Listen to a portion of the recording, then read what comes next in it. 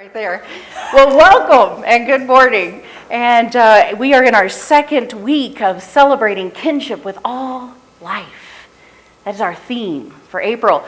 And as you know, we are one of over 150 Centers for Spiritual Living that are coming together for the 2016 Global Vision. And with that, we will be stating our affirmations, which will be right up here on the slide.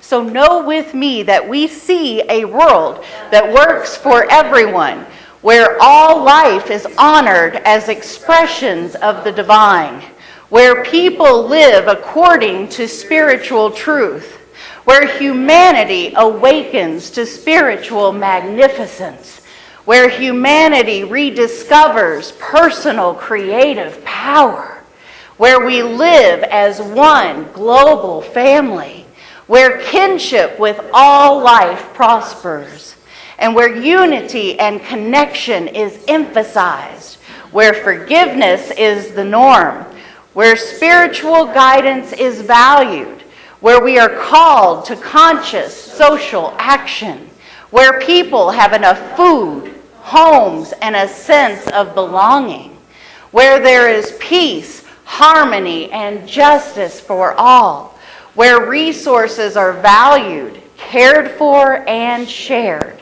where communities are meaningfully involved in service to the world, and where there is a renewed emphasis on beauty, nature, creativity, art, and aesthetics. So let me get a shout out if you agree with this and affirm it as our global vision. That's right. That's right. I love it. I just love it. So if we could go to the next slide. So let's take in this slide for a second. Strength, courage, and wisdom. Oh, yeah. So here we go. You cannot be limited by expressing your true nature, can you?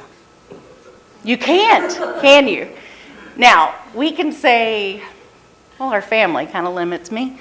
Or we can say my job limits me, or the world limits me, or we can say anything in the world that limits me. This little bird here, he could say that the sign limits him from expressing his true individualized expression of himself, but he's not, is he?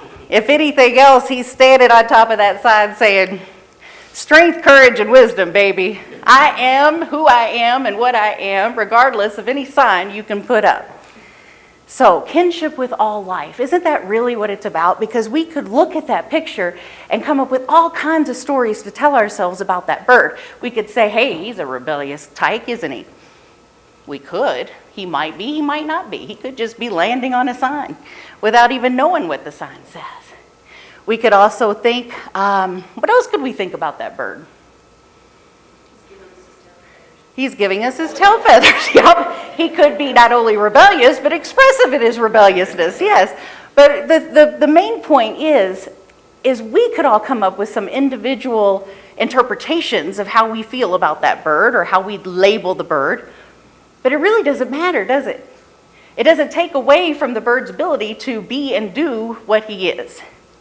And that's exactly where we are right now, especially now in our conscious evolution of our own being with ourselves within the community and the whole entire universe. You cannot limit your expression of who you really are. You can try, and you can say other people are trying to do it. You can come up with all kinds of reasons, but it's not going to matter because you are going to express you as beautifully as you possibly can in the moment. And I know that to be true. Holmes says we can not only embrace ourselves, somehow our arms must find themselves around the shoulders of all humanity. I firmly believe that that takes place when we let go of the need to try to figure out what the bird is or judge the bird for what it's doing and just let the bird do what it does, right? Just express itself. I think that's a wonderful thing to do. Let's go to the next slide. So today we are focusing on this incredible truth that we are all family and that the planet is our home. Would you all agree with that? Yes. We are all family. And let's go to the next slide, please. This is what the Dalai Lama says. Love and compassion are necessities, not luxuries. Without them, humanity cannot survive. So we're going to dive into embracing and understanding and celebrating this notion this morning that we are truly all family. We are all connected. And there's some special recipe that we will be talking about today and exploring that has been proven to make a huge impact into this world. And if you knew what that recipe was, which you're going to at the end of the service, I'm going to give you a little assignment for the week. So start getting excited about that, because that's what I always tell my students in class. It's something to be excited about, not to groan about. So I want to share with you this little reading from The Living Universe by Duane Elan, The Awakening of Cosmic Identity. In the industrial era paradigm, we were no more than biological beings, ultimately separate from others in the rest of the universe. The new findings from physics reveal that we are intimately connected with the entire cosmos. Our actual identity or experience of who we are is vastly bigger than we thought. We are moving from a strictly personal consciousness to a conscious appreciation of ourselves as integral to the cosmos. Okay? So the physicist Brian Swimme explains that the intimate sense of self-awareness that we experience, it's bubbling up at each moment. At each moment. So right now, it's bubbling up. Can you feel it? Will you allow yourself to feel it? Okay. It is rooted in the originating activity of the universe. We are all of us arising together at the center of the cosmos. We thought that we were no bigger than our physical bodies, but we are discovering that we are beings of cosmic dimension, part of the flow of continuous recreation of the cosmos. And by becoming aware of that stream of life in our direct experience, we become conscious of our connection and within the living universe. Are you consciously aware of your connection to yourself and all beings in this universe? Are you aware of that right now? Pretty much, yeah. Good. Let's go to the next slide. Diversity. Diversity is the one thing we all have in common. Celebrate it every day. So there's something about weaving in this idea that we are all connected. We are all one in this divine essence and energy of the cosmos. The universe is within us, the power of the universe, the intelligence of all of the universe. The divine is within all of us, and we're connected through that. Yet we're all diverse. We're all extremely diverse. And we're moving into a time where it's important for us to truly celebrate that. Because each and every one of you are all parts of myself. If I were to judge that bird in any way, I'm judging myself. And have you ever caught yourself doing that? Like you might the bird. What's he doing on that sign? That sign says there's no birds allowed. What's he doing there? Have you ever caught yourself doing that? But you're all a part of each other. Anything that we think and do and speak and say, we're connected, and it impacts everyone, and it impacts the consciousness of this universe. Ernest Holmes says this: because they are all parts of ourselves, parts of the whole, parts of the one, everyone is included, no one is left out. So we celebrate the multiplicity of expressions that humanity comes in, and its very diverse, and its very diversity is a testament to the infinite nature of universal spirit. Let's go to the next slide, please. So I showed this last week. And it really made an impact. A lot of people came up to me afterwards, and I'm showing it again to preface and kind of bring it on home, this idea. But it says, if the state of our nation is terrifying you, please love your neighbors. Befriend someone who you suppose is too different from you. Be irrationally friendly to whoever you consider to be the other. Right? So there's a reason for that, because what happens when we befriend something that is so very different than who we think ourselves to be? There's a few things that happen. We learn, I learn something new. I learn about this person that may look very different than me, may come from a very different culture, may practice different spiritual faiths, but I'm learning. And also something else happens. What happens when you spend time with somebody and you find out about their life? They're just like you. That you do, you find out that they're just like you. Deep down inside, because they are, we're all connected, you find out they're just like you. And these invisible barriers, if there were any, because frankly, I know most of you, and I know that you're highly consciously evolved, and you most likely have no barriers whatsoever. But we're having this conversation this morning so that we can spread that conscious awareness out into the universe, right? So let's just presume that maybe sometime along the way you may have picked up some kind of little stray barrier there.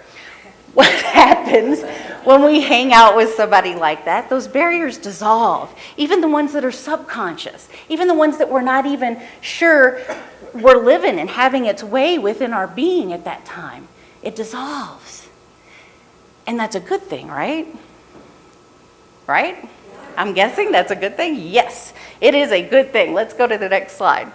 So when we get close to each other, we stop being afraid. It's just the way of things. Fear cannot survive proximity. Okay? Fear cannot survive proximity. So what do we know has been happening, especially in the last 30 years on this planet, is, lots of proximity. I mean, we have the World Wide Web. We can talk to each other. We could all pull out our phones, which is bizarre in this moment, and we could actually, tweet or Facebook or message somebody that's completely on the other side of the planet in this moment. Can we have fear about who that person is and what they're all about? I'm not sure. That's for you to answer. That's for you to answer this morning. Okay, or maybe get close to answering this morning. I don't want to put any pressure on you. So let's go to the next slide. This is who we are. The sun is my role model. It never holds back its flagrant display of awesomeness. I am awesome. Today, I'm a flagrant display of awesomeness. So I'm going to pull that out when I get to the homework part, and I want you to remember that slide because that's what it's all about. You see, if we are focused on the truth of who we are, and if we know that we're one with everyone and we're completely connected, then we get to express and experience our awesomeness. Would we have fear over something that we don't understand or that looks different or feels different than we are? We would not, because we're awesome, right? It's because we're awesome, and that wouldn't happen. So, Glennon Doyle, I showed you one of her quotes up there. She's the one that is the writer of the blog Momastery. And I use her quotes a lot. Well, not a lot, but some. But she's an absolute hoot. I just love her to pieces. And this is what she says about all this. One of my guiding leadership principles is this: the most revolutionary thing that you can do is introduce people to each other. So just think about that for a minute. So here's why. I really think that prejudice and dislike are usually misunderstandings based upon ignorance of each other's hearts. I really think that to truly know someone, to truly, truly, truly know someone is to love them. Fear cannot survive proximity. Hate cannot survive a real conversation between two vulnerable, humble human beings. These are all excerpts from emails that she has received. I thought all conservatives were awful until my brother-in-law came into my life, and he's just one of the kindest guys ever. My church taught me to mistrust and fear gay people, but then my daughter came out and everything changed. I used to tease transgender people until I met Lily at school. I grew up in a town with so much racism. It took my move to the city to understand that it was all based on fear and ignorance. I've never trusted a single Christian in my life until I started a reading about your heart. I used to think liberals were just dumb, but I just went to this meeting and met a bunch of liberals doing some seriously smart community work. My dad taught me to be afraid of Muslims, but this new Muslim family moved in next door, and they're wonderful. So see how proximity completely dissolves that idea of fear and separation. So in your life right now, is there anything or anyone that you're kind of a little standoffish about because they might wig you out a little bit? I mean, I can admit, when I was a little girl, and I'd like to consider myself a pretty free thinker, you know? I'm pretty free thinking, grew up with very few labels and judgments unless they were the subconscious ones that had embedded themselves in me that I wasn't quite aware of until they showed up. But I will say when I was little, deaf people kind of freaked me out a little bit, you know, because they talked with their hands and sometimes made noises, but I couldn't understand their noises, and it just kind of made me a little standoffish. I don't know if you'd say fear, if I was afraid of them, but I was uncomfortable. I was really uncomfortable. And that caused me to not really get to know them until when I was a little older, a family moved in next door, and there was a little deaf girl who kind of took a shine to me, kind of looked at me as an older sister, and my uncomfortableness dissolved immediately. Because of course I got to see her light, I got to experience who she was as an individual, and I got to learn how to communicate with her, and she got to share with me some of her fears and intimate insecurities. And so, you know, hey, I don't feel weird around deaf people anymore. And I don't mean to laugh, but I give you that as an example and an experience. Where do you have that in your life? Is there anywhere in your life where you can reach out and allow proximity to dissolve some of your uncomfortableness or some of your fear, if you have it? Because that's what it's all about, that global vision that we recited and affirmed. How many of you in this room believe that that is happening and possible? Okay, I'd say that was a bit of a majority. I believe it's happening and it's possible. And that's why we're talking about all these different ideas and concepts, because they're taking place. They're operating in our lives and in the lives of our family and friends and neighbors and all over the world. They're happening right now. And so as we can step out into our life and in proximity dissolve even more of the uncomfortableness, even more of any fear that might be there, that's going to spread out in a global way. And that's why I'm bringing it up to you right now. So, with that being said, you know how sometimes I talk to you about when it's so much fun to work on a talk during the week because the subject of the talk likes to come up over and over and over again. And this really cool thing happened. Tony and I watch Gaia TV. That's pretty much the only thing that we watch. And we just came across this film that we watched, and it was like perfect for my talk today, so I want to share a little bit about it. How many of you remember that film a few years ago, Pay It Forward? Yeah, about the random act, it wasn't really random acts of kindness, but it was Pay It Forward, and it was all about doing kind acts and doing kind things. So I got from that, we watched this film, it was called Kindness is Contagious. So that's kind of where we're going with this morning. Kindness is contagious. And it started out with that quote, "You must be the change that you wish to see in this world." And something hit me really hard when I saw it. And I thought, oh my God. I realized we got to be the change we want to see in ourselves. It really hit me. Think about that for a second. We don't only need to be the change we want to see in the world. It really, where does it always start? It always starts with ourselves. So I've been telling myself that this week.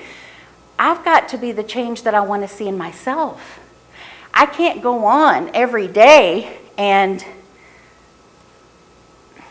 point out places where I don't think I measure up, or point out things that I think I need to change within myself, and then just operate outside of myself.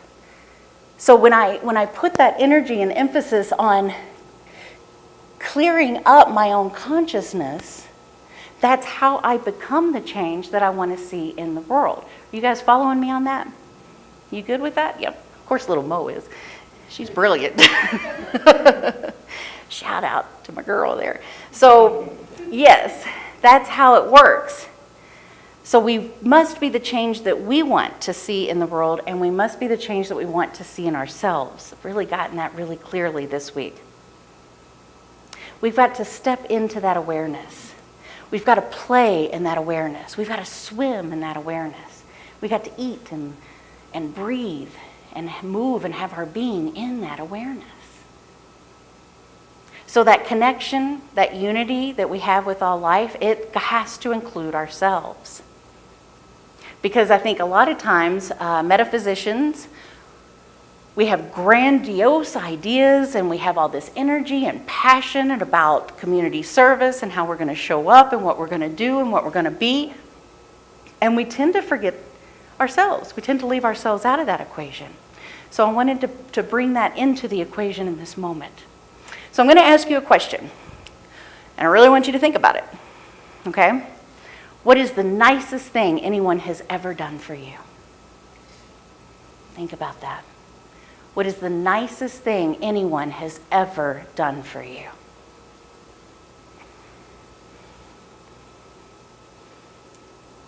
Is that a hard question to answer? Is it hard because you've had a lot of nice things done for you and you're like, which is the nicest? I don't know. How can I possibly pick what the nicest thing is? Well, that's awesome that we have a lot of nice things that we get to pick. So maybe not the nicest. What is an example of one of the nicest things that anyone's ever done for you? Let's just hear one. Shout out. My sister showed up for me today. Yes, she did. I was so excited for you to come because she came here to surprise you this morning. That is one of the nicest things, isn't it? I was going to say that my sister and brother-in-law showed up yesterday and helped me cut down trees that had been damaged by the storm. Wonderful. And you didn't expect that, did you? Well, I begged. You begged. I love it.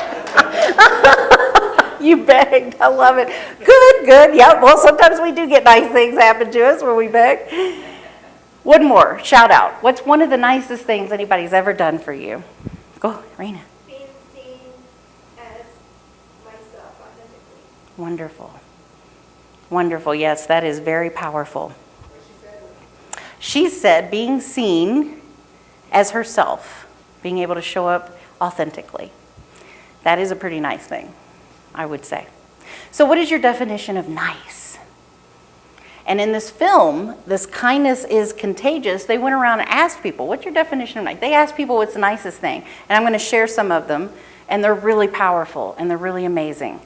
But what is your definition of nice? And some of them came up with, it means like holding the door for somebody and letting somebody in front of you in traffic. You know, those are nice things. They're never going to know you personally to give you credit for it or anything like that, but you're just showing up as nice, and you're showing up as kind. So I want to ask you right now to think of an idea to change our world. One idea. Think of one idea that could change our world, that you could do, that could change our world. Always act out of love. Always act out of love. Wonderful. Thank you. So hold that for a second, that one thing that you could do to change the world. And if you don't have anything yet, you will by the end of the service, I promise you. So there's this thing called the butterfly effect. Has anybody ever heard of the butterfly effect? I'm seeing some heads nodding. It's kind of a chaos theory, really. The butterfly effect is this sensitive dependence on initial conditions in which a small change in one state of a deterministic nonlinear system can result in large differences in another state. I know, you laugh because it's like, oh my God, that's a mouthful. So let me say that again. It is the sensitive dependence on initial conditions in which a small change in one state of a deterministic nonlinear system can result in a large difference in a later state. Now, I define myself as a deterministic nonlinear system. Kind of. I mean, that's how I read this, is, oh, that's me. I'm a deterministic any kind of system when it comes to anything that I'm passionate about or that I want to put my power into. And so then it says that it can result into a large difference in a later state. So this one guy went about, he read about this, and he went about and said, I want to prove this thing. I want to prove this theory, this chaos theory. It says that the butterfly effect is this idea that a single butterfly flapping its wings on one side of the globe can, in theory, start a hurricane on the other. It's a physics concept. But this guy, Chris Rosati, wondered if it could be applied to kindness as well. He's wondering, as an act of kindness, how far could it go? So a few months ago, he decided to test the theory at a diner in his hometown of Durham, North Carolina. And I think that's super important that it was in Durham, North Carolina, that he has decided to test that theory. Yes. So he saw two girls at a table next to him, and he gave them each $50 with one very simple instruction. He said, do something kind.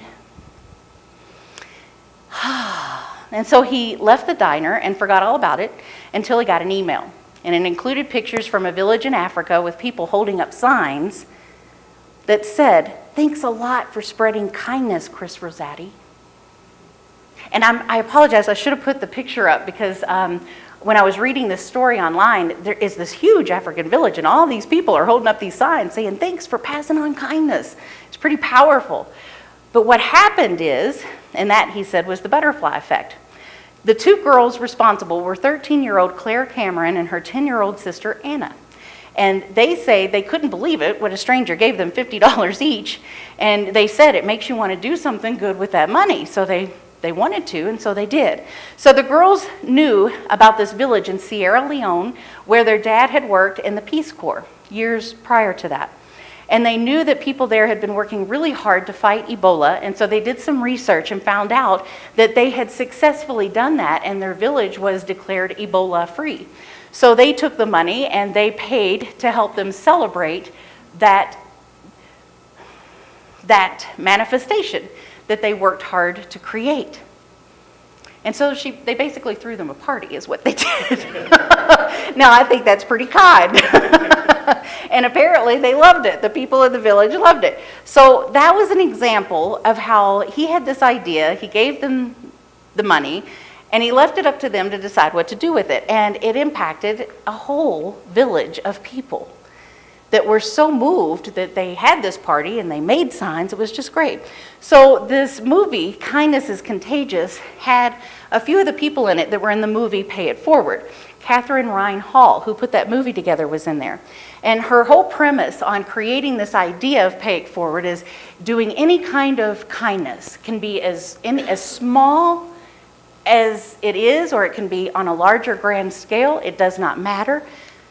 But it will change lives, and it will impact the universe. She says to pay it forward to people, and you ask them to pay it forward to 3 other people. And if you pay it forward to 3 other people, like let's say I pay it forward and I do something really nice for Cindy over here, and I say, hey, Cindy, sometime in your life, do 3 nice things to 3 different people. Can you do that? Awesome. And she says, yes, I can. So she goes through her life and she does at least 3 nice things for 3 other people. And so the premise of that pay it forward idea is that obviously, if we do the math, it's exponentially going to create a very high level of awareness around doing kindness for people. And since the movie aired, all kinds of incredible things have been happening and changing lives for people.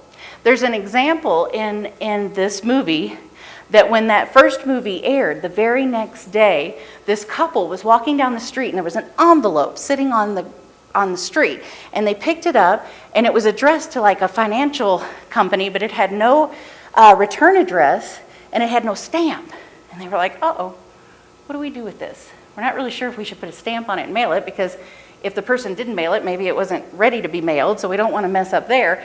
So maybe we should open it and see what we need to do here. So they opened it, and it was a car payment. It was half of the car payment and a note stating, I will send you the rest as soon as I can. Please don't take my car away.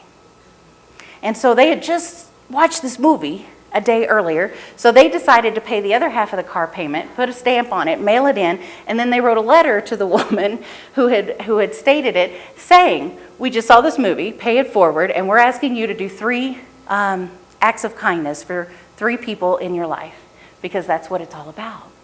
Isn't that amazing? And it changed that person's life. It changed that woman's life, that somebody would come forward and do something like that, first of all. And it gave her so much inspiration. It empowered her to then look and notice, well, where can I do kind acts? So that's kind of what we're talking about today, and being in kinship with all. It's about this idea of the butterfly effect. It's this idea of paying it forward, knowing that as we do that, we're going to start paying attention to how to be kinder. And then guess what happens when that happens? Just guess. What happens when we start paying attention to all these ways to be kinder? Kindness everywhere. We actually become kinder. The people around us become kinder. We're setting off these waves of kindness. Now, I don't even want you to raise your hand, but I'm guessing there might be one person maybe in this room that's going, yeah, right, that stuff really doesn't work. But it really does. It's being scientifically proven over and over and over again. So have you ever thought to yourself today or in the past few years, especially us Aquarians, we take in the whole world and we just really want to make such a positive difference in the world. We just really want to do something that's going to improve all of humanity. But then when we take it in, we're like, oh, that's kind of a pretty big job. I don't know. I don't know if me, myself, and I can do anything that's really going to make that much of an impact on this world. And what do we know about that today? We know that we do and that we can, right? Each one of us makes a huge impact on this planet. Whether you choose to realize it or not, you do. As you take on, if you choose today to take on this homework assignment, too, that I'm going to give you, about doing random acts of kindness, paying it forward, sometime for the rest of your life, do 3 nice things for 3 people and ask them to do 3 nice things for 3 people. You're making an impact, a huge impact on this world. Let's go to the next slide. One tree can start a forest. One smile can begin a friendship. One hand can lift a soul. One word can frame the goal. One candle can wipe out darkness. One laugh can conquer gloom. One hope can raise your spirits, and one torch can show you care. One life can make the difference. Be that one today. Be that one today. Because I am certain that at one time in your life, you've been a recipient of one of those. I'm certain of that. And didn't it make a difference? Didn't it make a difference on your day? It made a difference in the now. Yes, I'm seeing lots of heads nodding. We get to do that too. And when we bring that into our conscious awareness, when we are filled with empowerment, knowing, my God, by doing these kind acts just out of the love of my heart, I'm making a difference in this world. I am allowing those things that we affirmed at the beginning of service to truly take place right now. Because let me tell you, folks, if we don't, who will? If we don't, how is all that going to take place? And is it important to you? Because it might not be, and that's okay. But I invite you that if it is important to you, recognize and realize the difference that you truly make. And let's do some kind acts. Let's go to the next slide. So this is how they described it, pay it forward. And in that original movie, Pay It Forward, the little boy was the main character of the movie, if you remember him. I think his name was Luke. And he was given the option of, after doing this experiment for a month, do you want to get $100 a day, or do you want to have $1 today and have it doubled every day? And of course, I think he was 10 years old, young boy, he was like, oh, I want $100 a day. Now, without us needing to get our calculators out, we know that if he had chose the other option, he would have received, or not really, but I mean, in the great scheme of things, it comes to over $500 million if you double it every day for 30 days. So that's the idea of how it works. In 30 days, $500 million. In 30 days. If you were to go out today, I mean, you don't need to, because the whole thing is based on for the rest of your life. But if you were going to go out today and do 3 kind things and ask those 3 people to do 3 kind things for 3 other people, think about the exponential energy of conscious evolution that we are participating in. That's the idea and premise of the movie. Let's go to the next slide. So here we go. Note to self. What is my purpose in life? I asked the void. What if I told you that you fulfilled it when you took an extra hour to talk to that kid about his life? Or when you paid for that young couple at the restaurant? Or when you saved that dog in traffic? Or when you tied your father's shoes for him?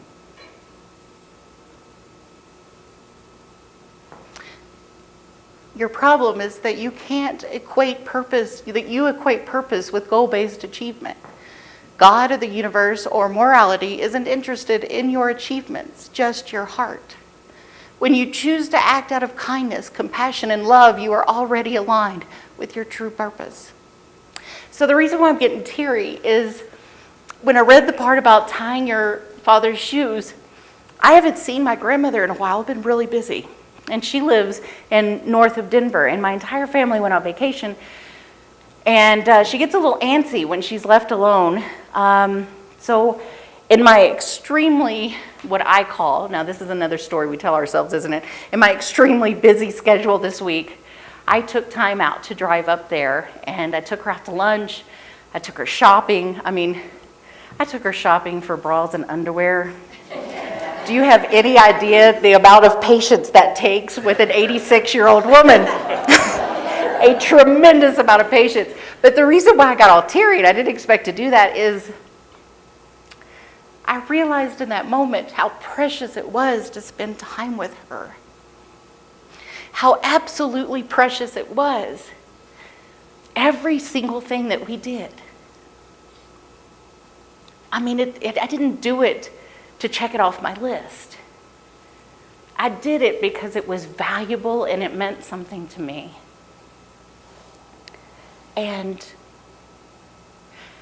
as I mentioned last week with the little joke about the pearly gates, and the guy said, well, you actually had a great life, but you missed it all because you were looking at your phone the whole time. When I'm referencing that because let us all truly pay attention to what is before us in the moment and what our heart is calling out for us to do and be and show up in the world. Because that small, subtle voice that is calling forth for us, it's important and it's powerful. I just knew. I knew I had to do what I needed to do to get there and be with her. So, kindness, pay it forward. Let's go to the next slide.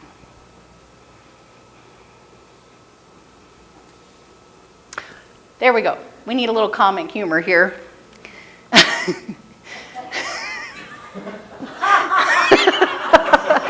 So, I'm at Starbucks waiting in line and saw this lady with a spare undies. Now, we all know what happened there, right? Now, there, my folks, is a simple act of kindness where you could pay it forward.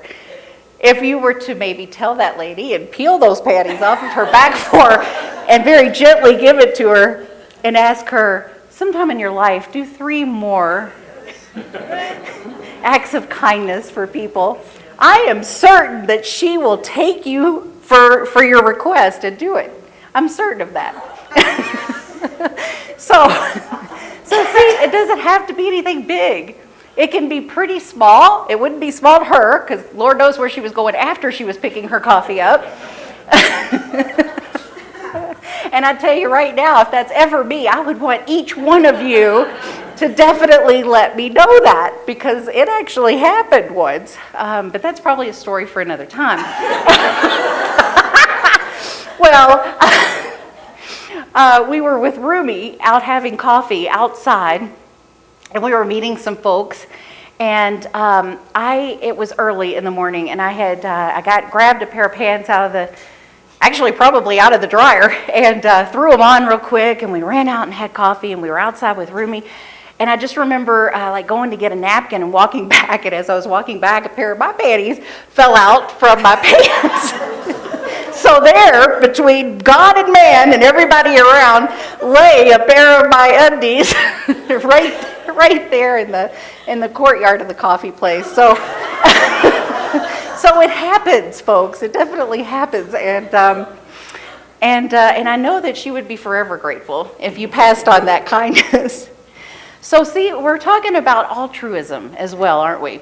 We have a connection with people, and we do things for our friends, and they do things for us, and we do things for our family, and they do things for us. And these connections are really good. They're really good. And so when we start doing those kindness things with people we don't even know, we're building connections that weren't even there before. I mean, they're there, but we weren't truly conscious that they were there.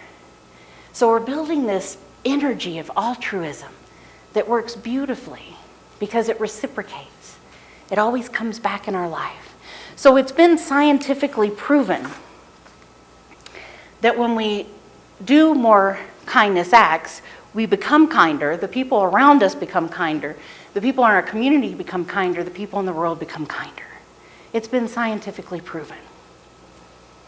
Some of the things shared in that movie was truly amazing, actually. There was a woman that was an elderly teacher. She was getting ready to retire, and she noticed there were a lot of homeless children in the schoolyard playing. And so when she retired, she started this thing called School on Wheels. And she went to the playground and just started teaching the children, and other teachers heard about it. So they started donating their time to do it. And then it just took off. And they accidentally created this program where they were doing this, and more teachers heard about it. And so other cities started doing it. And now it's this big nonprofit with very little overhead. They're all volunteers. They're not getting paid. But they go around, and it's called School on Wheels. And they go around and teach all the homeless kids they're playing in the playground. Isn't that amazing? You can't tell me that that's not going to change this world. It is. Then we had this woman interviewed that donated her kidney to her neighbor because her neighbor needed a kidney and had asked all of her friends and family, and none of them were a match. And she was over having coffee at her neighbor's house one day and saying, I don't have any other options. There's no other options for me. And her neighbor said, well, you've never asked me. And she said, well, I couldn't do that. And she's like, why not? Does neighbor mean that you're less important or less valuable? And she was a match.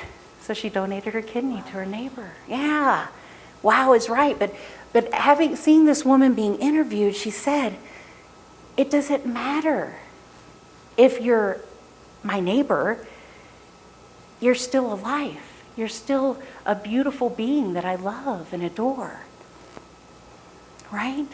So we're all family. There is no one on this planet that is not my family. Now, I know that some of you jumped to maybe a particular name that if he were to walk through that door, I may not consider him my family. But I would. I've had a lot of experience dealing with family members that were unskillful. Took you a second, didn't it? So I can consider anybody my family. They just might be a little less skillful than others, that's all. And then there was others. I mean, there was this musician that was on tour. This band didn't have all that much money, but her piano broke in Dallas, Texas, and the sound person for the place that they were playing the gig at took the piano home, took it apart, fixed it, soldered it, tuned it, came back and didn't expect any money for it. And she's like, that made a huge difference in my life. We would have had to cancel the tour if he hadn't done that. Truck driver got stranded. This really nice couple took him into their home for the entire weekend while his truck was getting fixed. Things like that happen all the time. I bet you guys could tell some great stories of how people came forward for you and were very kind, and it made a difference in your life. Let's go to the next slide. Here's our roomieism for the day, and I had lunch with one of our new members, and she said the other day, and she said, it took me a while to figure out what the roomieism is, and it reminded me that I need to probably say what roomieism is.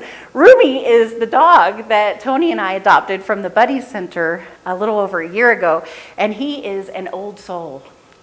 He is a truly old soul. He is an unbelievable spiritual being, and we named him Roomie, rightly so, and he continues to be his name. So every week I do a roomieism. Here's this one's: be a lamp, a lifeboat, a ladder, help someone's soul heal. Walk out of your house like a shepherd every day. Walk out of your house like a shepherd. So that is our prompt for today. That is your homework, and that is, I don't really like to call it homework, but it's our charge. It's our charge. It really is. Practice acts of kindness. Pay it forward. And then ask those 3 people to do the same thing, and the same thing, and the same thing. It's a beautiful thing that takes place. We are all aspects of the one, interconnected at the spiritual and physical levels by the very life that lives as us. We live in a global family of human beings. Love is the impulse of life itself. Let us express the love that moves between us, connects us, and binds us together. Compassion, service, care. Let's not reserve them only for individual families, but extend that outward to our brothers and sisters in our global family. Let's wrap our arms around the shoulders of all of humanity. So I have an affirmation. Can you go to the very last slide, please? I think it's slide 22. Let's all do this affirmation together.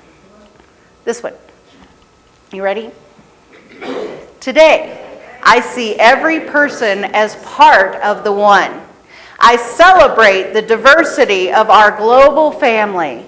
I extend compassion, service, and care as universal love pours through me into all people. And so it is.